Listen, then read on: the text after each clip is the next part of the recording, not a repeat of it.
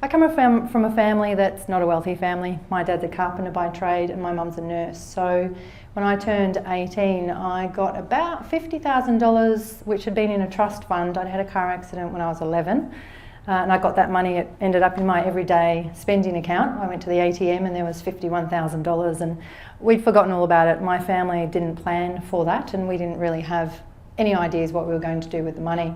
Luckily my dad had been working with a guy who does property. Now what does that mean? He'd bought a cheap block of land for $20,000 about an hour west of Brisbane in a little place called Gatton. Some of you may have heard of Gatton.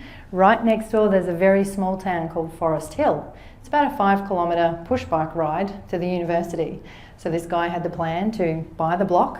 We bought an old house from a lovely old couple for $4,000 in Brisbane, put it on a truck and drove it out and put it up on stilts that had flooded really bad in the 70s, flooded really bad a few years ago as well. And I literally gave that guy $50,000. I didn't sign a contract, that's how naive we were. Thankfully he was good country folk, my dad's country, so there was a handshake. 12 years later that property had doubled in value and it hadn't cost me a cent other than the $50,000, which I hadn't had to save. That's how I got into property. And it's interesting when I look back because I didn't know what to ask. I had literally just finished high school. My dad didn't know what to ask. And we just trusted this guy and thankfully he did do the right thing and that's how I started in property.